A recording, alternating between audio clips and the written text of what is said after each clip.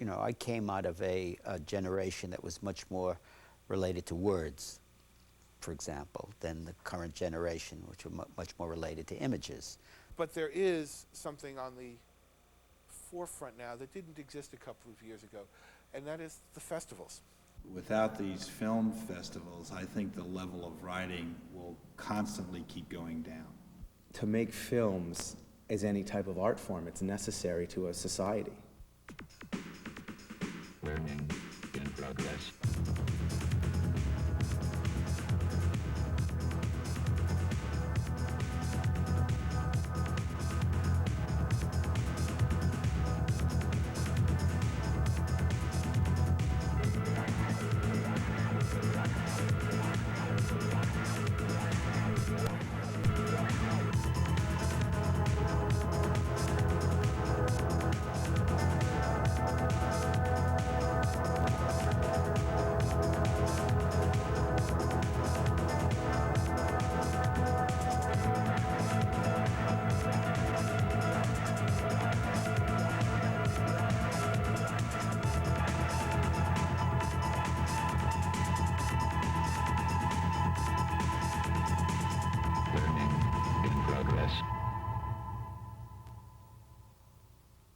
More often, the filmmakers I talk to are making films because they have to make the film. They have to get their voice out. They want to get their voice out. For something to endure, it needs to say something. It needs to communicate. I mean, for me, that's the whole purpose of art. Screenwriting is just the visual form of writing, and this is something that people have to realize. On a lot of more of a commercial level, the writing is not seen as important as the car crashes and the blow-ups and the good-looking girl and the good-looking guy and everyone kissing at the end. Studios will do nothing to promote anything as character-driven as what you're seeing in these film festivals.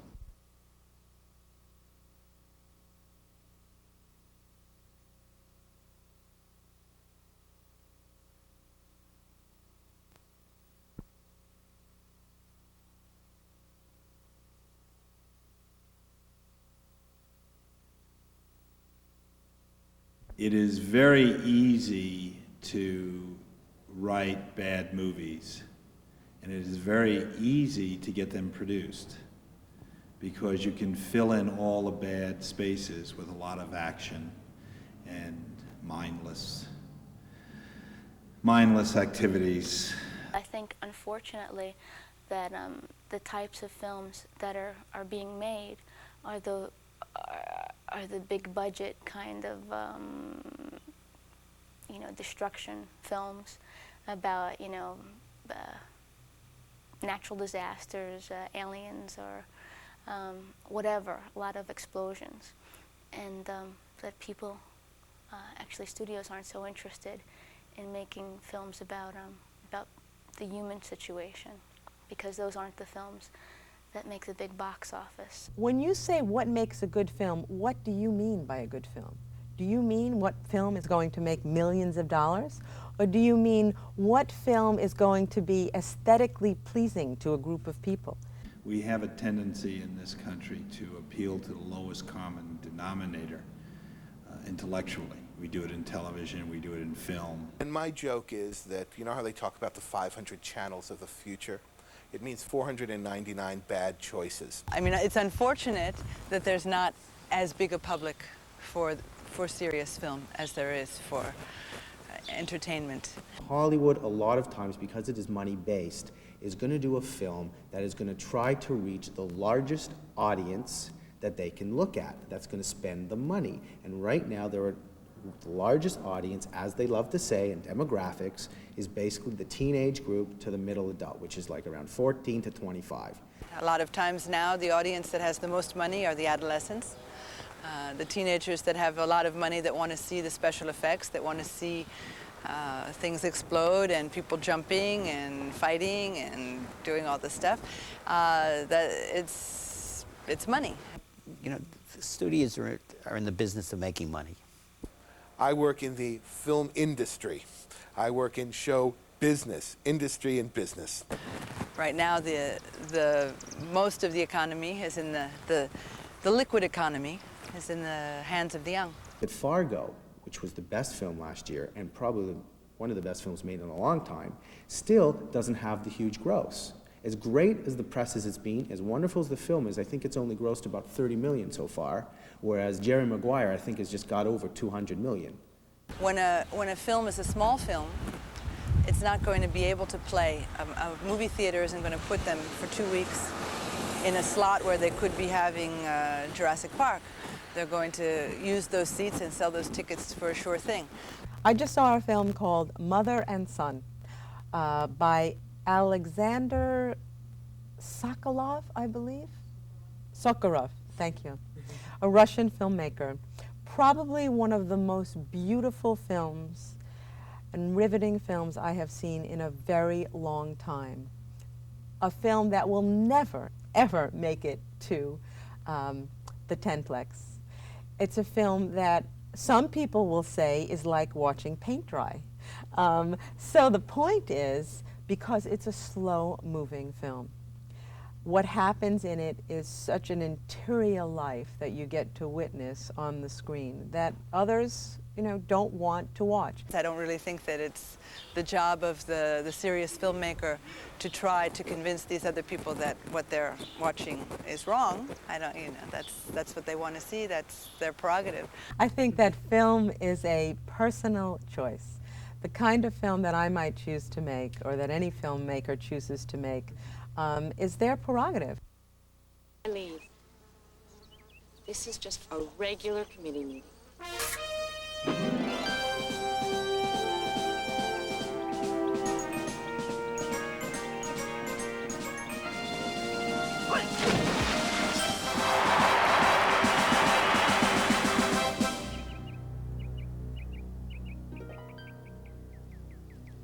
We'll see if they're...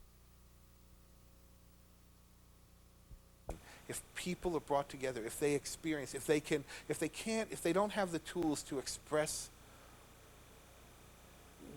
their emotions, and we can provide that tool, what we have done is as important as any other surgery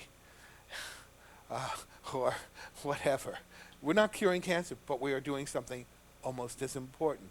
We are teaching people to feel that they are part of a bigger experience, the human experience, and that there's more that we share than keep us apart. That's kind of pretty important.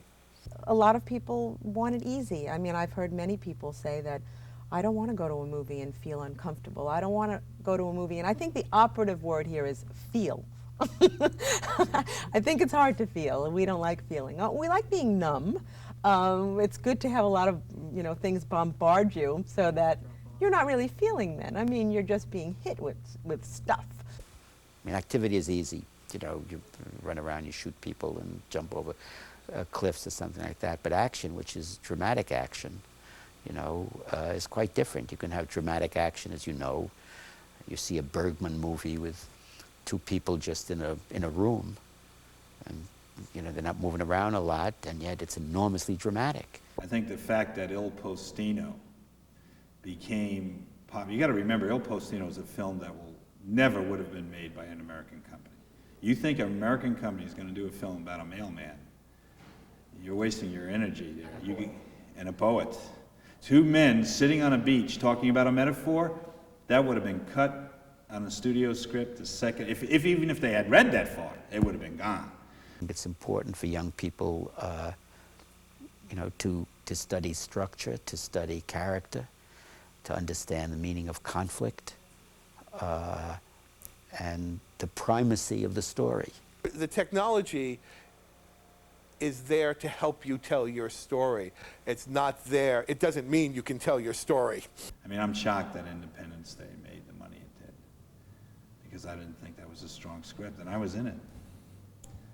I mean, I was very glad for the company that shot it, because now they'll have money enough to do more films, and hopefully they'll say, hey, let's put a little aside to do something of quality instead of the big blockbuster. You can turn a camera on, and what you're going to get can be a bunch of exposed, I'm thinking film, but a bunch of recorded magnetic images on tape. That doesn't mean there's a story. It's exciting now because people, I think it's because of the technology more than anything else. I mean, with a small camera that some people can afford to get, you can shoot a quality film. You know, if someone needs to tell a story, they're going to tell it, and the camera's going to help them tell it, and the technology is going to help them tell it. They won't say, oh, great, I couldn't tell the story because the technology didn't exist. Only George Lucas has that problem. Rope is quite an experiment. I mean, it doesn't really quite work, but it is an experiment. I was fortunate enough to help James Stewart, Mr. Stewart, with his a charity, and I asked him about that, and he said, you know, the funny thing about that with an actor is each scene can only run as long as one reel, and at the time they were 11 minutes long, so each scene was timed to about 9 or 10 minutes, and then it would go over something black, and they would change it. But each take was a full 9 minutes, and if there was a mistake, you have to start over again. So he said, and everybody would start off fine, and about the 8th minute, you saw the sweat coming down. Nobody wanted to be the guy who blew it, you know. If you have the desire and you have the drive, you will find a way to master the craft, and you'll be recognized for it. One single thing. Can you imagine Tom Arnold trying to do that? It's not going to work.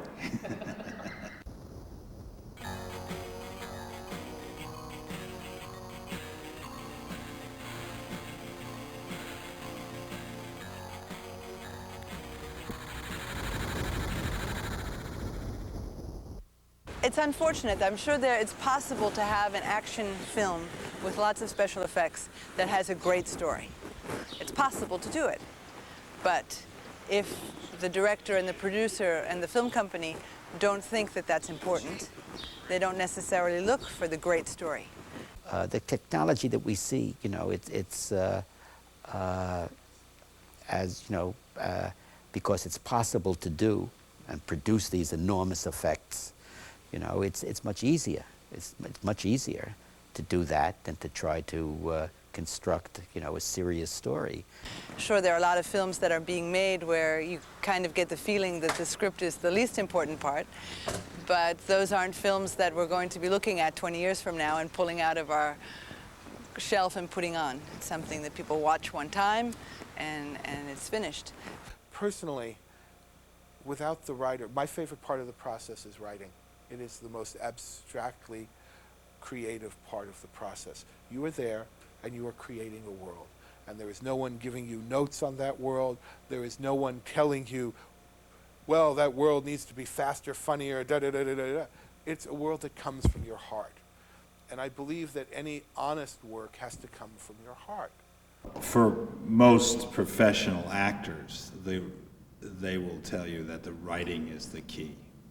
If you do not have the writing, it will not appear on the screen. I think that the basis, the foundation of the film has to be the script. It has to be the story. The story is the most important part. I don't think we can do any more today than we had to do yesterday or last year or 50 years ago. I mean, I think we have to find stories to tell that are humanistic. I am here representing Equinox, which is a European screenwriters lab. We have a selection of scripts from Europe and actually from all over the world that are brought twice a year near Bordeaux, France. And the screenwriters are invited and they work with advisors who are known professionals in the screenwriting world, and they work one-to-one with the advisors on their particular script.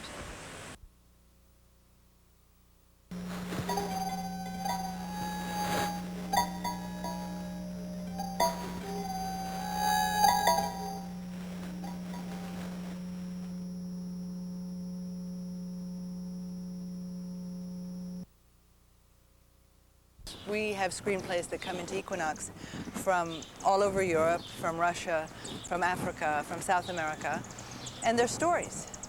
They're a slice of the life in those countries that we might not necessarily know about otherwise. They're the universal needs and dreams of people all over the world. I think, you know, we have to deal with those elements that make a story. And in talking to students, or the students that I teach, you know, I try to emphasize particularly character and conflict. I mean, who are these people? You know, what do they want? What are they after? Who's trying to stop them? What keeps them from getting it? What's the conflict in the story? I think for most people, it's not, you don't just have this fabulous idea. Although, I mean, yeah, maybe you start with a fabulous idea, but then I think it's very rare that that fabulous idea in one draft becomes a final screenplay and actually gets shot that way. If the script had more value, it would be a little bit of a milestone along the path. It seems to me that people go ahead. They start, you know, okay, well, we'll just start shooting and we'll work it out and we'll figure this out and we'll, you know, and they wind up at the end with a project that maybe isn't all it could have been if there'd been more preparation, if there'd been more development of the script before they started. It just seems a shame that there are so many small films just floating around. I mean, that's what screenwriting is. It's not prose by itself, and it's not images by itself, but it's this meeting of prose and images. Sometimes it's what the screenwriter intended. Sometimes it's not quite what he intended. Irving Thalberg said, you know, the writer is the most important part of the whole process, and we better never ever let them find that out. Well, everything starts with the screenwriter. I mean, nothing happens until you have a script. And in a sense, it's his initial vision. It's his blueprint, his whatever you want to call it. That is the studio's attitude towards writers. Writers are there, they just turn out the pages, let them go back to their dark hole. We never want to see them again because all they want to do is shoot their words, blah, blah, blah, blah, blah, blah, blah, blah. We will take their story and we will then make it into something that they are never capable of making from. I think a lot of people who are writers become writer-directors if they're pretty attached to their own screenplays. John Sayles being a perfect example. I mean, he writes scripts for other people, but when it's his own personal material and he's close to it, he always directs it. There is a reason why 60 Minutes has been in the top 20 shows for 25 years. There is a reason why The Wonder Years or Seinfeld or Mad About You is a success on the half-hour level. And I believe it's because not only of the talented people that perform it, but because of the quality of the writing. So that, from the writer's standpoint, they are oppressed, they are downtrodden, they are not appreciated, and they are never allowed to tell the story that they want to. Equinox is trying to help improve the quality of the screenwriting in Europe, but also to give the screenwriters a sense of their own quality. It is becoming more and more difficult for a writer who expresses his heart to see his world realized. I think there are something like supposedly 800 film festivals in the world as we know it right now. So as far as I know, there are maybe fewer than 10 that deal with the screenwriter's contribution.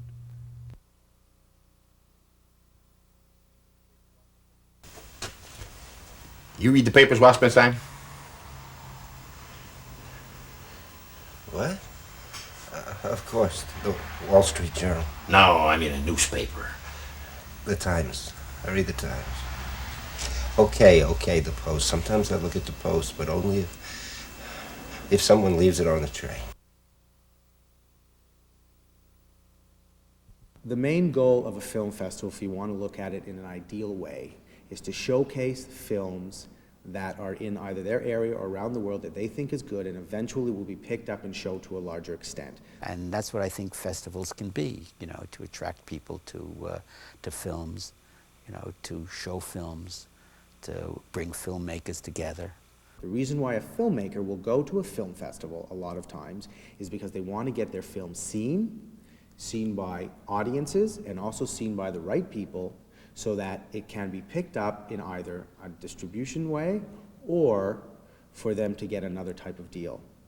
In the smaller festivals, it's a great venue for the film that's looking for their audience, that's trying to find a public that eventually might get them a distribution deal.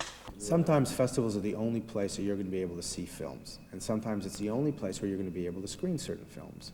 It costs a lot of money to make a movie. You know, if you've made, say, a small independent film, you bring it to a festival and you're able to sell it, then the opportunity presents itself to you getting more money to make another film. It's tough. It's tough to resist. Anyone can sit down and write, and anyone can write a book.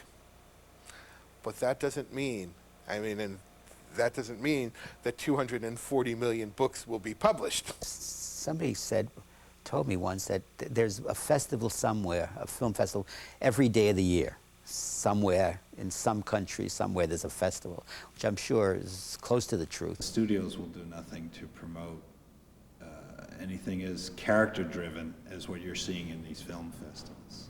So you can get you go to certain festivals, you can get a real slice beforehand. If you're a film buff or a filmmaker, you just like films, you can see a lot of films that, first of all, may not be released, and second of all, you might have to wait a year or two to see them. So you can get a little jump on what's going on if you really enjoy it. Through these film festivals, I think movies like Sling Blade and the independents that were so popular last year, like Shine, a number of them. Movies like The Big Night will not even be heard about.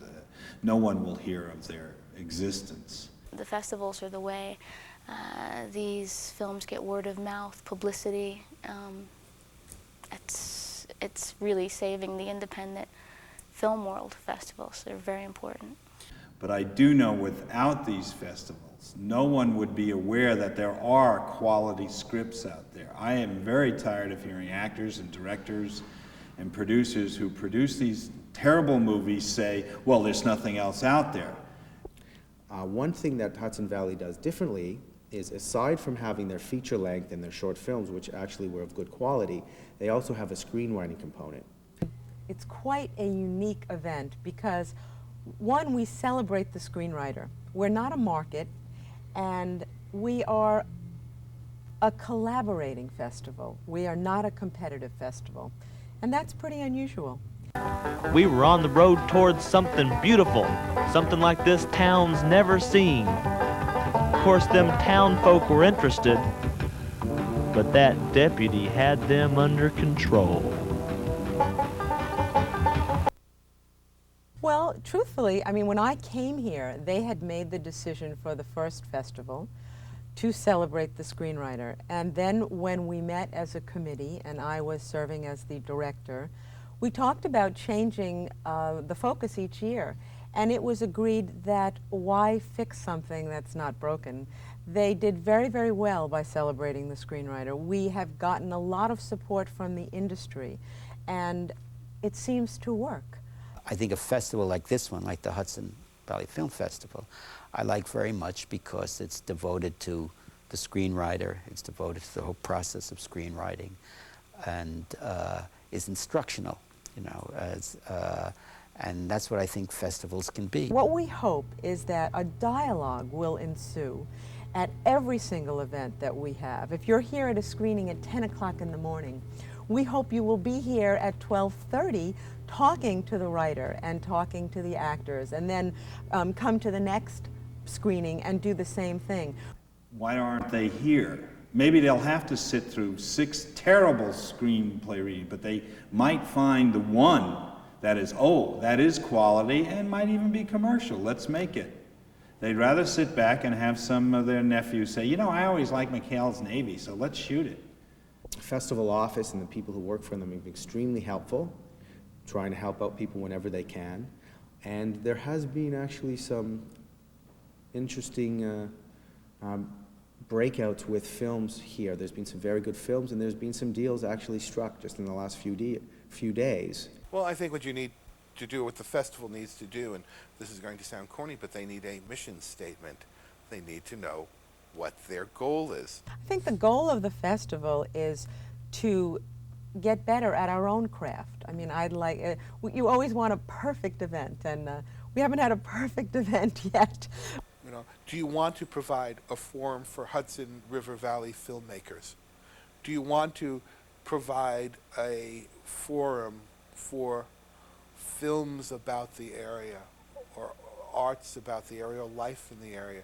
Do you want to provide a forum for independents, people of free spirit? Do you want to provide a forum for family films? Do you want to provide a forum? But you have to decide what you want to do. There are many, many choices. That what we are is an intellectually intimate film festival. And again, I go back to this idea that we are interested in promoting collaboration, in giving writers, directors a place where they feel that they can come and look at their work, sometimes prior to having it hit the screen, certainly as a screenplay, and see how is the audience reacting? What about that dialogue? And go from there. The festival needs to know what it wants to be. Does it want to become a bigger festival, like the Hamptons? Does it, or Houston or Sundance? What does the festival want to be? And only then will the festival be successful. Hopefully, the best thing that could happen for any film festival is that something that is read, it gets produced and becomes successful. Then that will, you put it on a poster from the Hudson Valley Film Festival. You know. I talked to all of the filmmakers that have been at our festival. We stay in touch throughout the year. They tell me the work that they're doing the following year. Perhaps there was a movie that a filmmaker brought to us in '97, and in '98 they have a new script and they're interested in having a reading of it. So we're establishing ongoing relationships with the film community, and I don't think you could ask for a better kind of festival.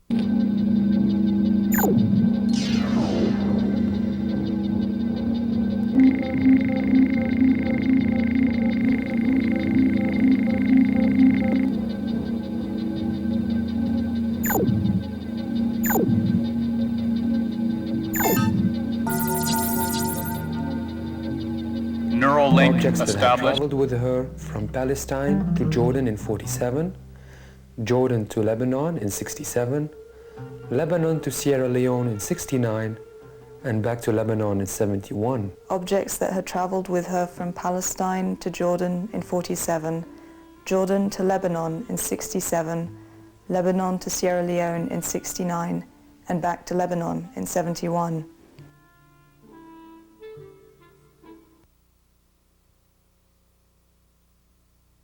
I think the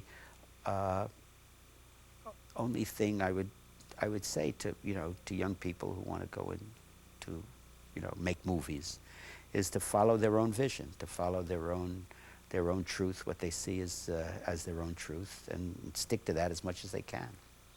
That's it.